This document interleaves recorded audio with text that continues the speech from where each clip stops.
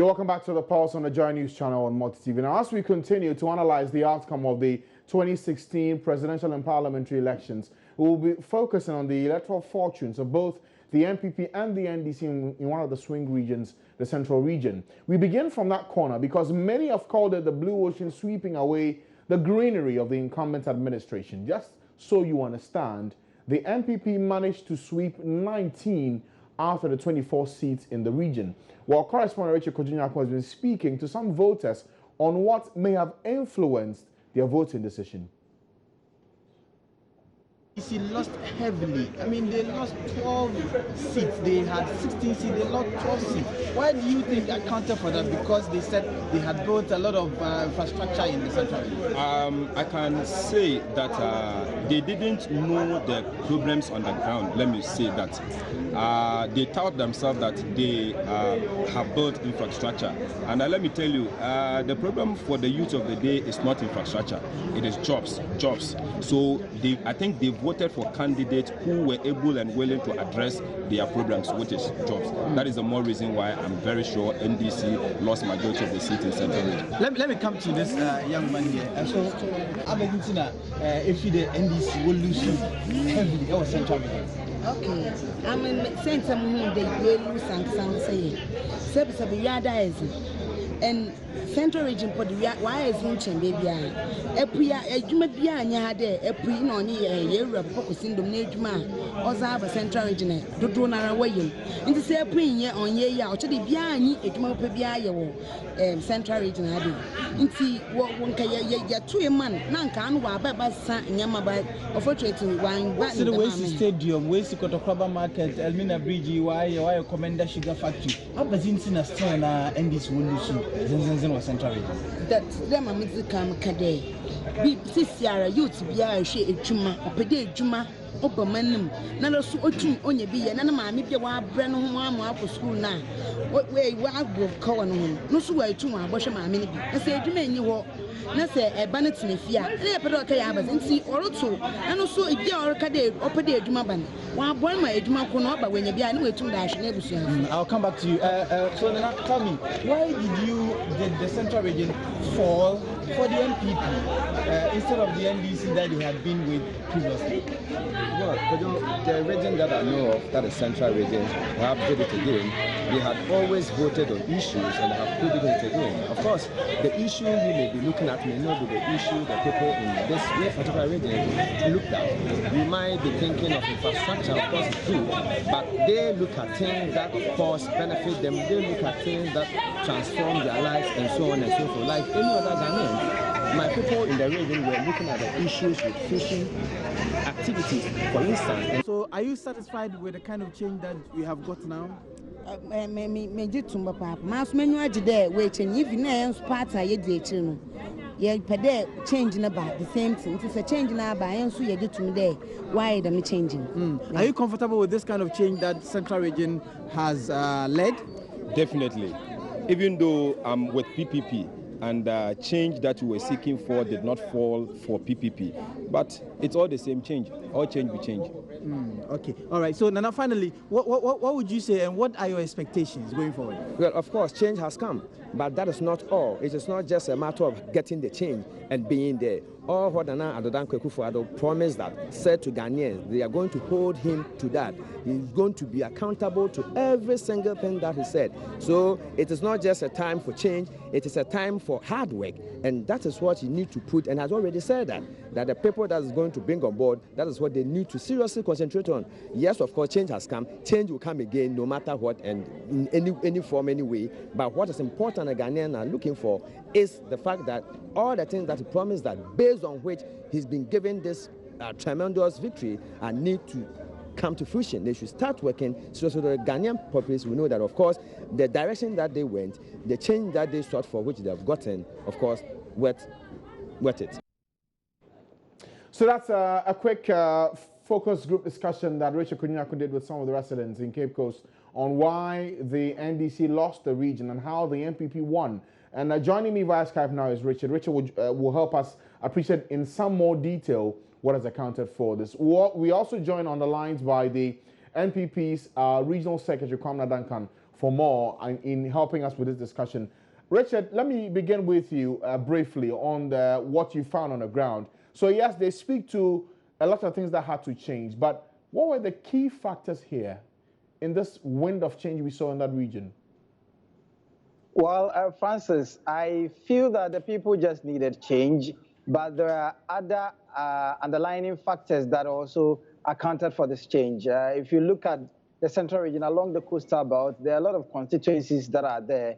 The NDC lost all these seats with the exception of the commander at the Negua for a constituency seat. And now this one is largely due to the premix fuel, the fishermen and their fishing activities, their businesses. You remember that about 2 years ago, the regional chairman of the NDC said that there is a cabal at the fishing industry or at the premix level that is accounting against or that is working against the fishermen in the central region, and he warned that it was going to affect their fortunes if the presidency does not do anything about that. So that led to the change of the premix fuel committee or the national premix committee, and a new one was put in place. But after the new one was put in place, I mean, the situation subsided. If you go to other places, people felt that the NDC had become very arrogant. I mean, the people there were not listening to advice. People were amassing wealth at the expense of the people that put them there. There were other equally good factors as well. If you look at some of the constituencies that the NDC retained and won, if you look at the Cape Coast South constituency, it was through the effort and the instrumentality of the personality that stood there. I mean, he nearly lost.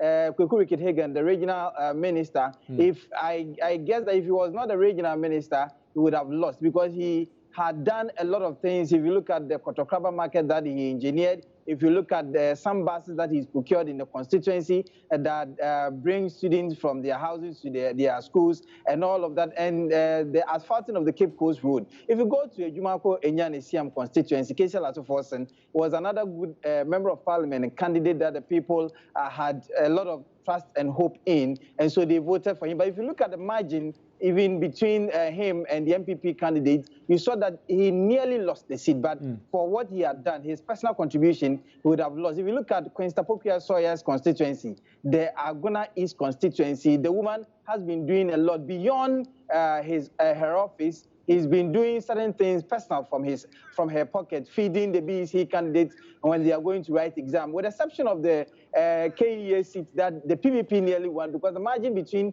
the NDC candidate Samuel Mills and the PPP candidate John Sterling was just minimal and very slim. If you look at the Chifu Etimukwa constituency, I mean, it's a constituency that the NPP dares not go there, but I mean, this time it is falling, and it's falling to a tremendous or a huge margin. I mean, between the people.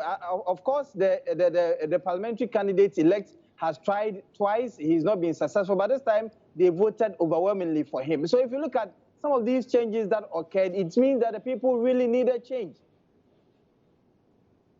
All right, Richard, stay with me there, and we will continue that discussion. But let's now speak to the NPP's regional secretary for the Central Region, Kwamra Duncan. He's joining us on the line now. Thank you, sir, for joining us this afternoon on the program. Yes, you are reveling in that win, 19 out of 24 seats for the Central Region. How did you do it? What was your strategy in winning the region? Mr. Duncan, can you hear me? Good afternoon. It seems we don't have Mr. Kwamra Duncan on the line. We will try and reach him on the line and get to understand what his strategy was for the Central Region. But Richard, if you can hear me, I'm also asking, yes, you've listed for us the reasons for why they won. But what's now the expectation, especially in Cape Coast, for the votes that they were able to give to the NPP? What's their expectation now, moving ahead? Well, Francis, before I even come to the expectation, you know that when the vice president came here, even the Abra Asebu Kwamankese constituency, it was the vice president's own constituency. There was this threat of skirt and blouse that the vice president even spoke against and said that, well, even women these days in Ghana, they do not, they are even not wearing skirt and blouse. They are looking for straight jackets or straight dresses to wear, because some of the aspirants, the parliamentary aspirants, who went into the primaries, the NDC primaries, actually campaigned against their own candidates. If you look at the Kumfi constituency, there are names that are popping up that they worked against them. If you look at the AAK and other areas as well. But the expectations are looking forward. I think that people are expecting a lot from the new administration because they have promised them a lot. That is why they changed. They called for this change, and so they are expecting a lot from this present administration. The promises that they gave, and you know how Central Region they do it. I mean, if their expectations are not met, they are definitely going to vote against this government. So they are expecting a huge thing from this present administration, Francis. Okay, when you say huge, give us specifics. What exactly do they want? Well, what they do want, you know, there were certain institutions that have been established in the Central Region. SEDICOM, for instance, the people feel that they've been shortchanged because the monies that were sunk into SEDICOM, that was geared towards alleviating poverty and then helping improve the standard of the living of the people. They misapplied the funds. Some of the things they did was to use over 6 billion old Ghana cedis in constructing a fence wall around a cemetery. Other project that they have not even seen, they do not even know the kind of project that they were into, and authorities were looking on, they were not doing anything about it. The Commander Sugar Factory was another factor. They built the factory with the aim of securing jobs for them, but some months have passed and they have not seen anything. The stadium, they said that, well, when the stadium is built, they're going to get a lot of jobs and other things. I mean, the stadium has been built, it's been there. People come, teams come, they play matches, and other things. Kotokrama market has been constructed. The traders have not even moved in. The general situation and the conditions of the people here, they feel they have not improved. So they are looking at the micro things that will help the ordinary person on the street of Cape Coast and the Central Region to improve. The cocoa farmers and the others, they are looking forward that cocoa production would be boosted.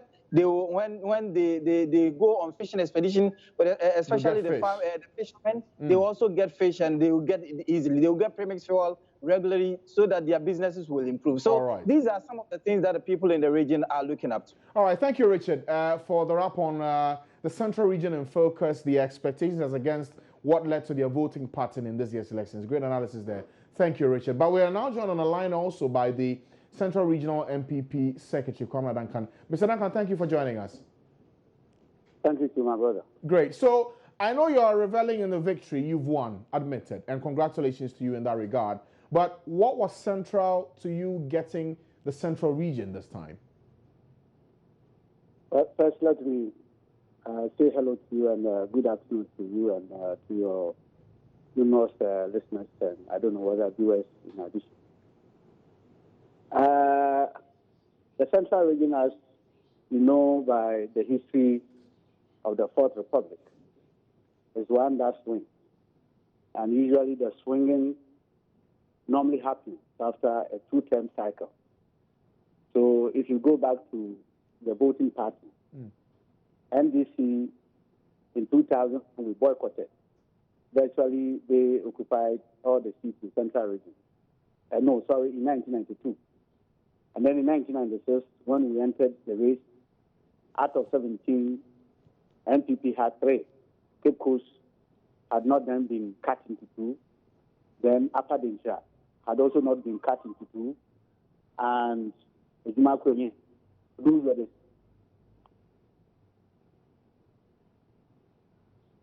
Mr. Duncan, do I have you on the line?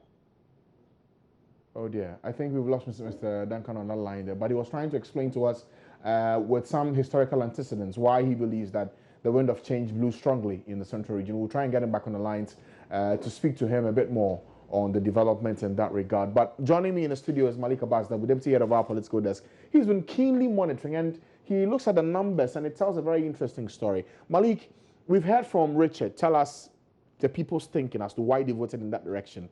But are you surprised with the margin of victory for the NPP in that Central Region? Yes and no. No, because we know that the Central Region is it's an exceptional region when it comes to swinging. It's a region that swings heavily when it's going to swing. And Kwame Duncan was just telling us about what happened in 92. Of course, 92, the NPP boycotted the parliamentary election. And then in 96, when the NPP ran, Out of 17 seats, they got just 3. NDC had 14. And in 2000, the region swung again to the NPP and stayed with the NPP in 2004, regardless of the fact that a son of the region was in the race for president. And I'm talking about the late J.E.A. Mills. In 2008, this region again swung to the NDC and stayed with the NDC in 2012. 2016, a total annihilation of the NDC in the same region. 19 seats for the NPP, 4 for the NDC out of 23 seats. 23, yeah. And look at the vote difference. I was pointing out, President John Mahama, if you compare the votes he garnered in this region in 2012 to the votes he garnered in this election, the president lost 87,000 votes. That's huge. In this region alone, 87,000. Now, look at the president-elect Nana Akufo-Addo. If you compare the vote, the results he got in 2012 to the results he got in 2016, he gained 66,000 votes. So it tells you clearly that the president lost heavily in this region alone. And as for the seats, we know 19 as against 4. 4, okay. Remember that the NPP had 7 seats. 7 seats in this Now they region. have 19. Now they have 19. That's a lot. That's a lot. And that all of that came at the expense of the NDC. But again, we need to play up something. And Richard has told us why this happened on the ground. But I need you to look at this for me. Yes, you mentioned in 2004, Atamos did contest a son of the region. In this contest, you had a son of the region as vice president. Yes. Why didn't it not work in his favor? But the people didn't go for a son who was the #1 man in 2000 and 2004. Mills was the #1 man on the ticket. Yeah. They didn't go for him. So if anybody expected that they were going to go for the NDC, primarily because a son is the number 2 man, then you were wrong and you are not following what the evidence has been.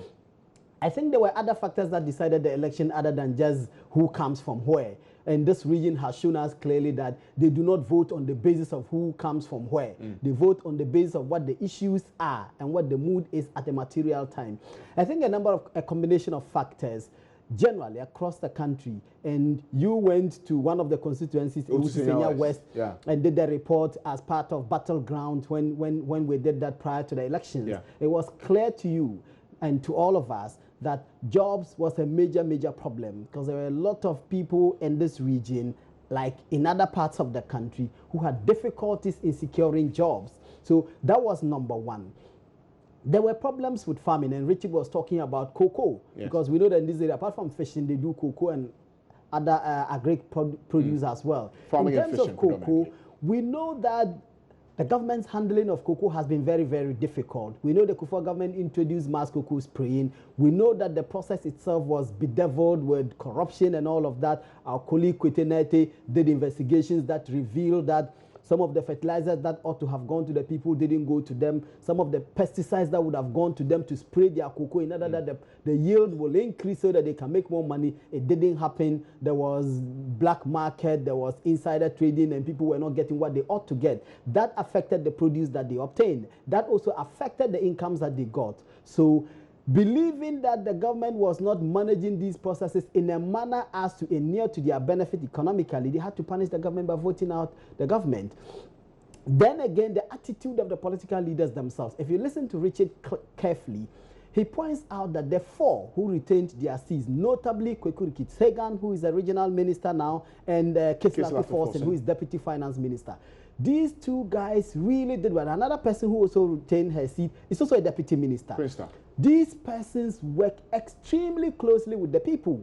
So the people could identify with them. They solve their day-to-day problems. He will tell you that Kweku Rikitshagan, for example, bought 4 buses that would convey people's children from their homes to schools that were far away from where they live. So the people felt that, okay, these persons, and even the 4 of them, the margin was slim. The margins were slim.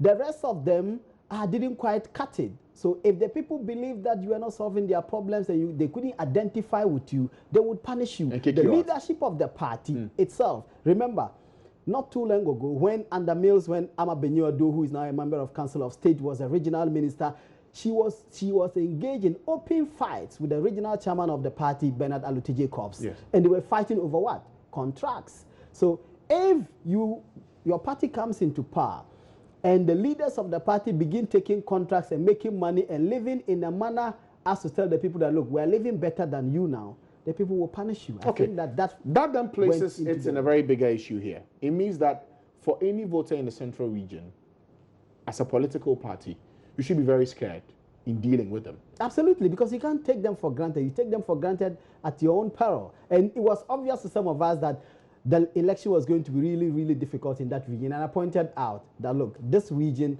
the Central, Volta, Upper West, Upper East, Northern region, were not going to be the same in this election. And it turned out. And it turned out that way. What do I call you now? Pastor of politics? Or prophet? I'm just Malik Dabo. Okay. Thank you, Malik Abbas Dabo, for the analysis today. That's for the Central region. We'll head to another region tomorrow. That will be for you to wait and see.